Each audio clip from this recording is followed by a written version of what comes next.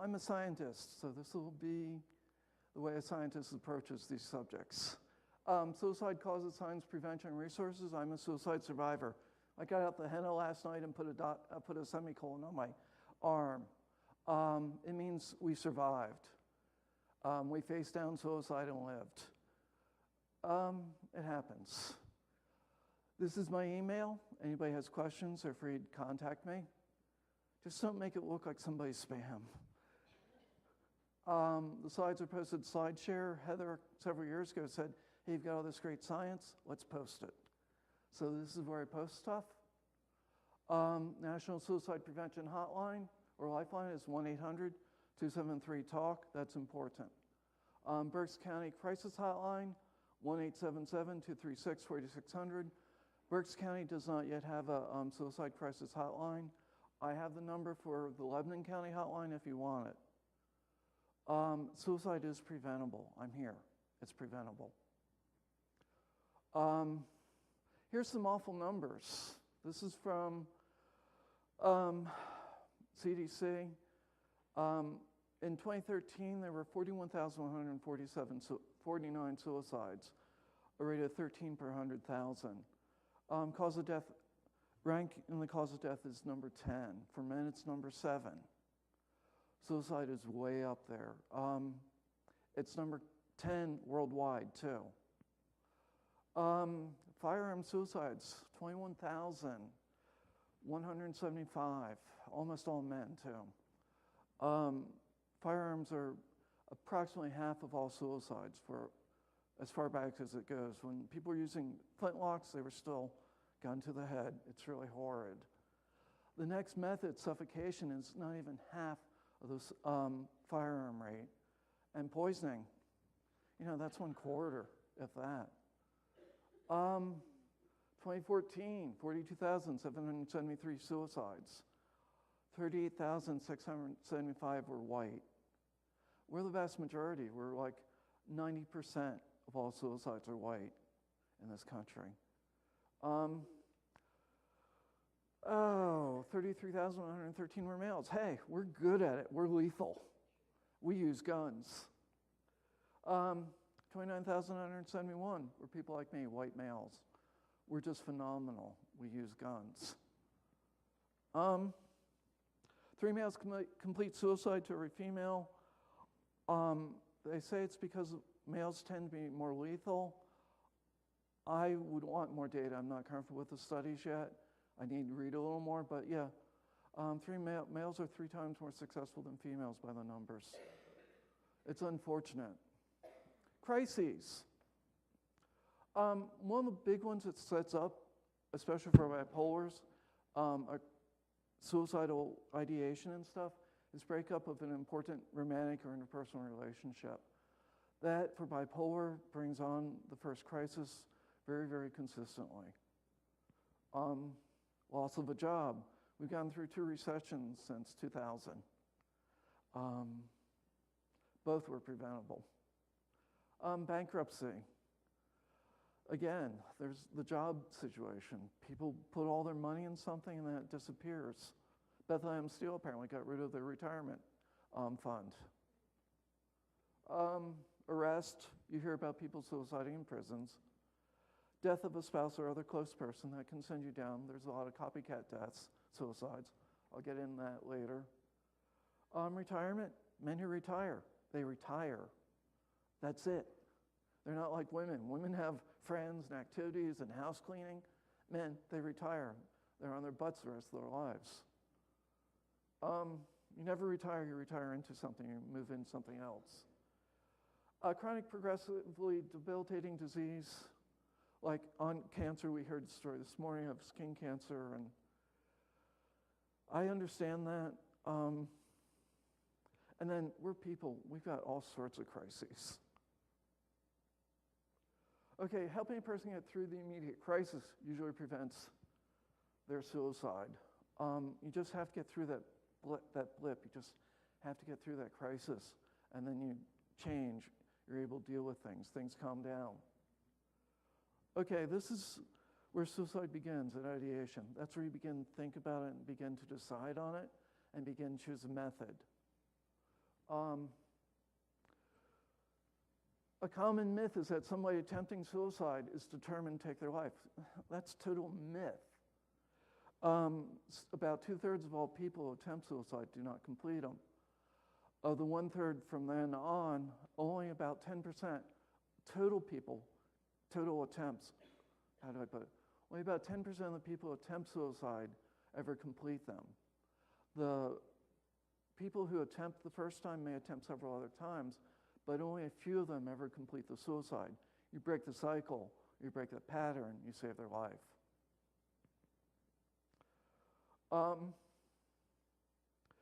The suicide becomes a catalyst. I heard Kevin Hines a couple weeks ago over in Lebanon. He was at Kutztown same day and was at Quakertown, I think, Wednesday. He jumped off the bridge. He said the first second he felt great. Then his head cleared, 4 more seconds down, and he regretted every moment.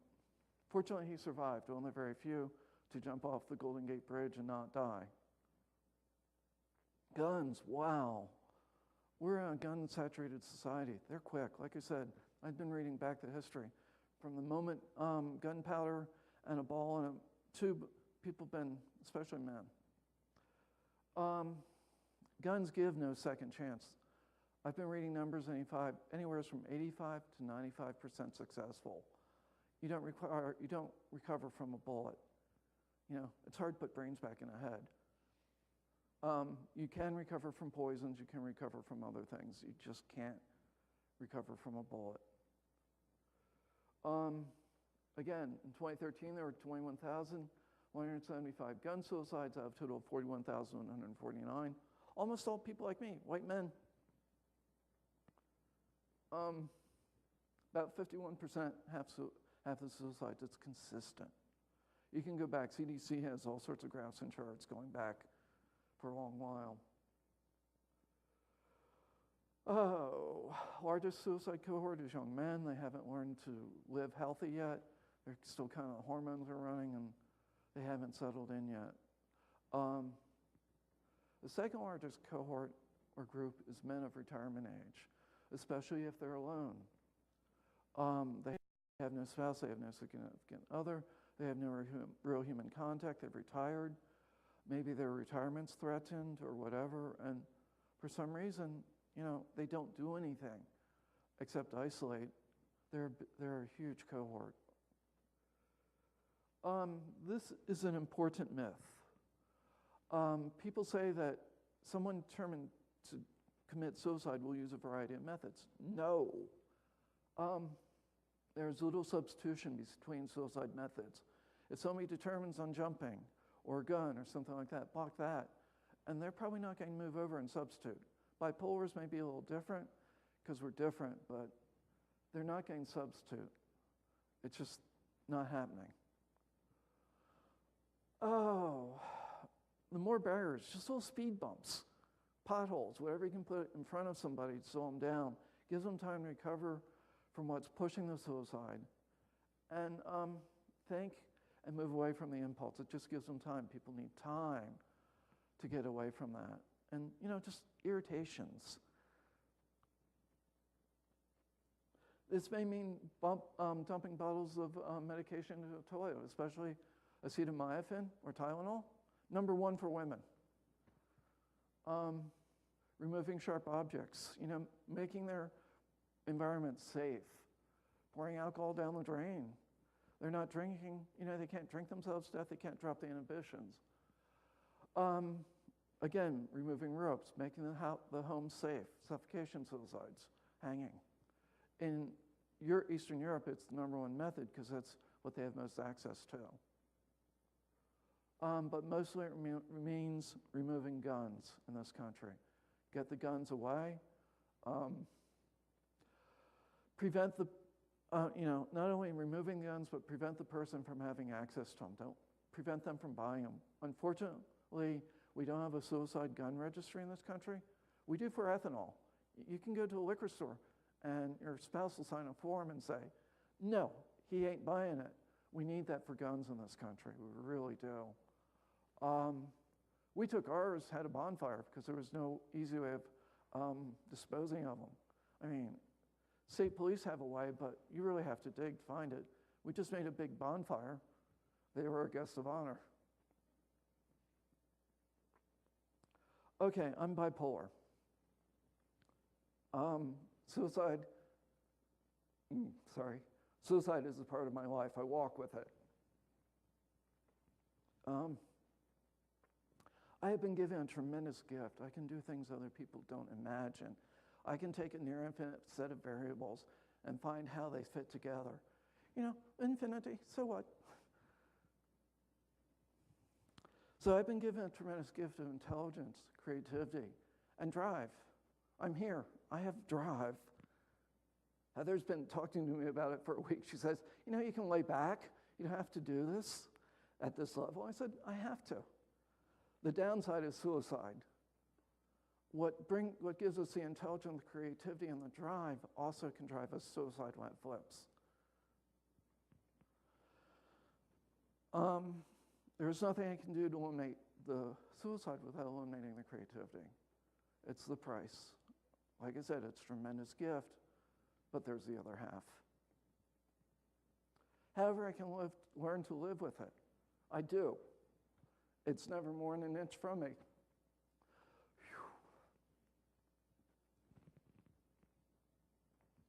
This is something we have to learn to do. If the mind can be trained to negative cycles, which I see all the time in the mental health literature, we can train it to positive cycles. My body, I was a pig about 4 years ago, much more overweight than I am. I had fallen out of shape. I used to run ultramarathons. You know, 50 miles was a good day's run. So I had retrained my body to a positive cycle from a negative cycle. We can do that to the body. We can do that to the mind. I'd much rather do that than meds. It's called cognitive behavioral therapy. We don't do that. Push a dozen pills on somebody's throat.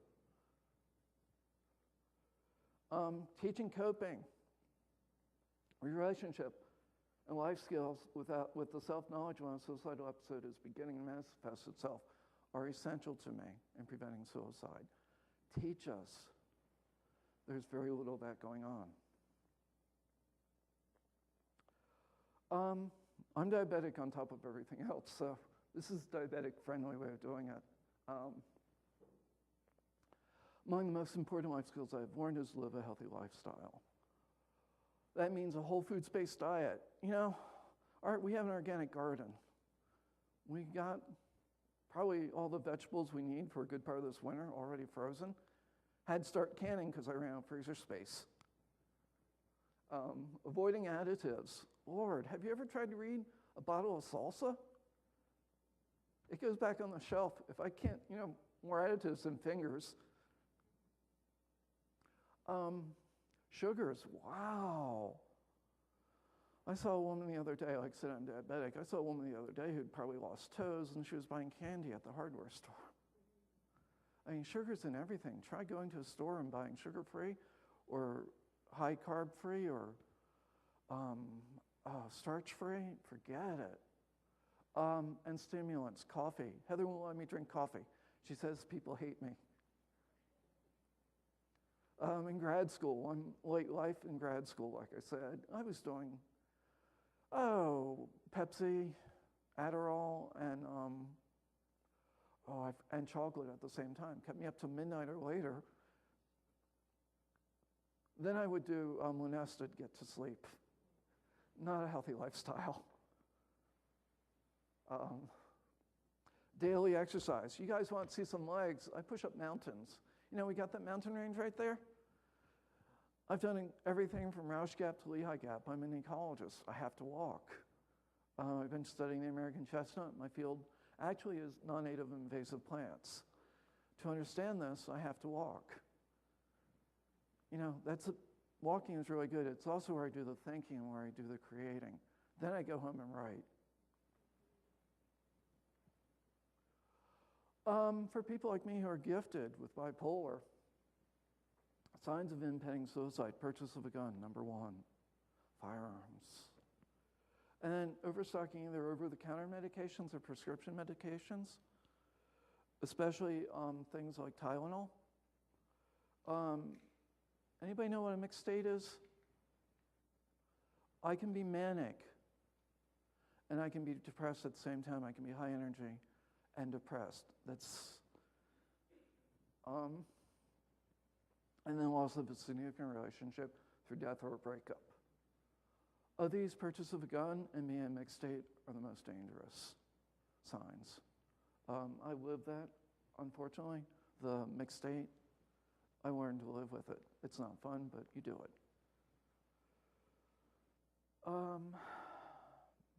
Best answers are self-knowledge of the disease, supportive environment, family and friends. That's essential.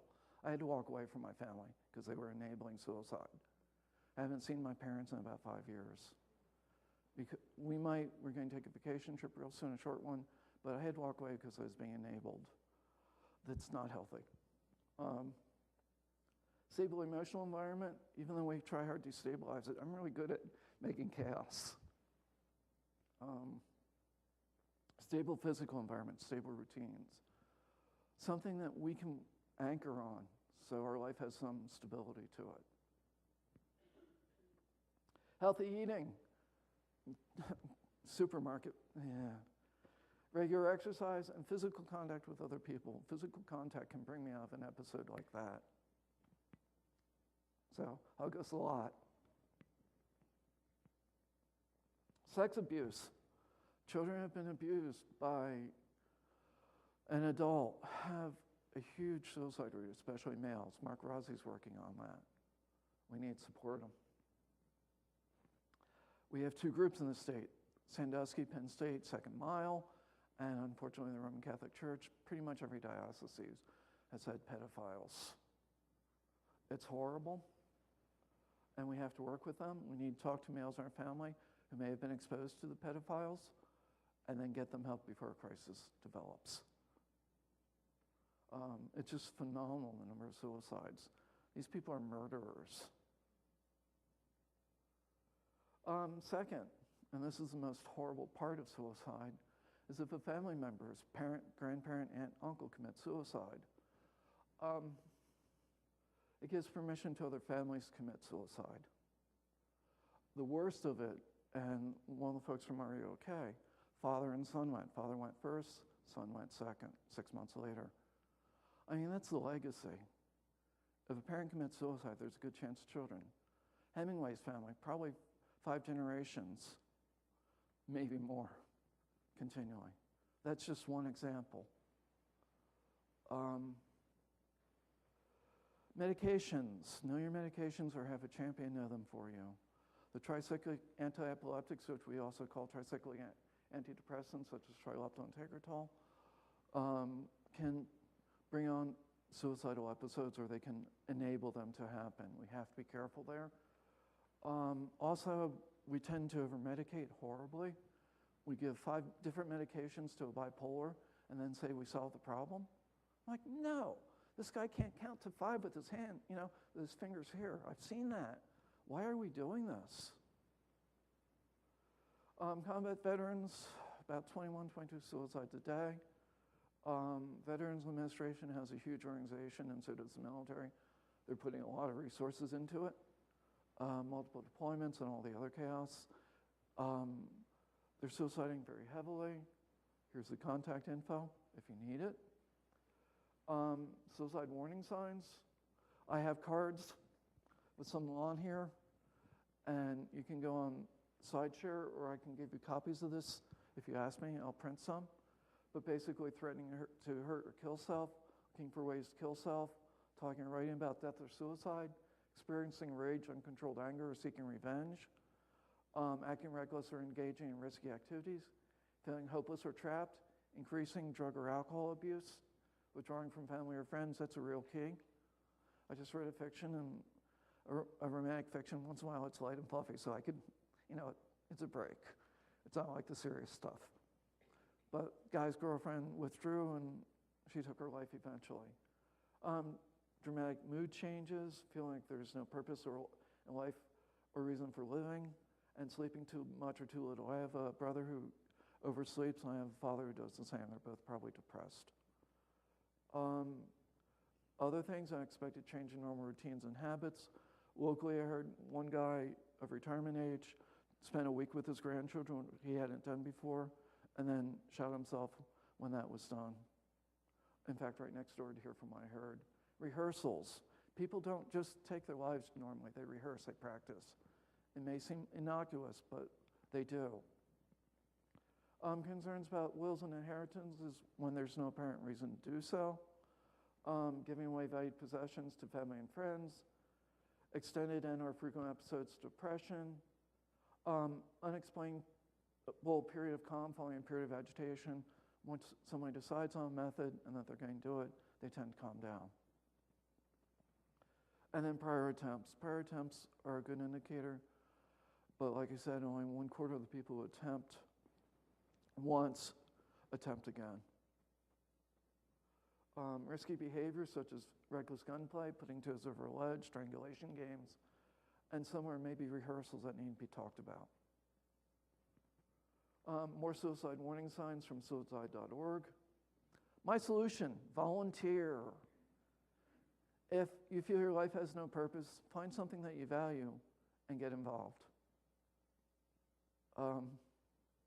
There's no other way. You don't retire. You become, you move into something that you value.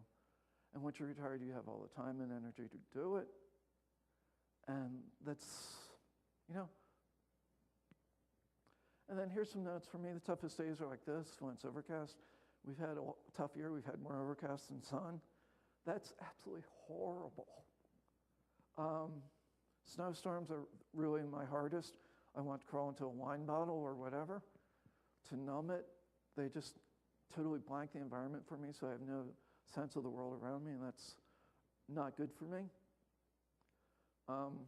But just getting outside really helps. Even when the inside's dull, there's twice the light or more outside, and that really helps me. Lava lamps, it's something we accidentally found out a year ago. For some reason, they help bring the moods up. Don't ask. We have a house full. Artificial sunlight lamps. We had this one dingy bulb in the kitchen. Our kitchen's really dark. We now have a sun. There's 5 bulbs. 500 million watts. Heather tells me I have to keep the lights down. And then brightly colored rooms. You can tell bipolar by the colors in their house. It's almost always yellow, everywhere. I wear neons. This is kind of on my dull day because I know the camera doesn't pick up some of the colors I like very well. It smears them. I like bright colors. I love wearing them. They help keep my mood up. Besides, I can't find things that are black, brown, or green. You put them on a chair and they're gone. Self-medication. People keep getting down on self-medication. I'm okay as long as it's something that's positive and doesn't hurt you. If it helps you cope with something, good, but make it either neutral or positive. Walking is great, but you can walk too much, Social dance was a real asset to me. Heather and I met on the dance floor. It gives you people contact, it gives you creativity, it gives you communication, it puts you around people. You could track my moods. I'd go swing dancing, mood would go up, and I could track it tapering down after the few days after the dance. It really, really helped. Participatory sports, not spectator sports. We won't even talk about spectator sports. But, get out there and do something. Play soccer. Anybody can kick a soccer ball. I keep one in the Jeep. Dogs, cats, and even gerbils, which are interactive pets, something to communicate with and talk with and interact with. One of the biggest challenges we have in this country is realizing mental illness does not have to be a disaster. I'm here. I'm not a disaster. I'm contributing in a variety of ways. We're politically active. I'm working on 2 or 3 things in 3 fields, at least in science. Lose track. I'm contributing. I'm not a disaster. There are certain things I need function at a high level, but we don't have to be disasters. That's not what the literature says. That's not how our mental health field tends to push us. They talk all about disasters, and no, we don't have to be. We can be very strong contributing members of society. Most of our creative people are bipolars. Most of our extreme innovators are bipolars. That's just the way it is. Times I wish it weren't true, but that's the way it is. Okay, 41 out of 171 countries. We rank 41 out of 171 countries by the World Health Organization for suicide rate. We're in the top quarter, mostly guns. Other countries have other methods, but we have such a huge number of guns that pushes us way up. Again, the National Suicide Prevention Lifeline, Berks County Crisis Hotline. And then I have a bunch of resources at the back end of this. They're in the pamphlet or they're in the handout. Questions? Well, you can talk with me. I have my business cards. I walk all the time. If you're not afraid of mountains and the Appalachian Trail, or any place else, Blue Marsh has some trails, but they're not nearly as fun as being up on the mountain. I walk all the time. I can always use the company.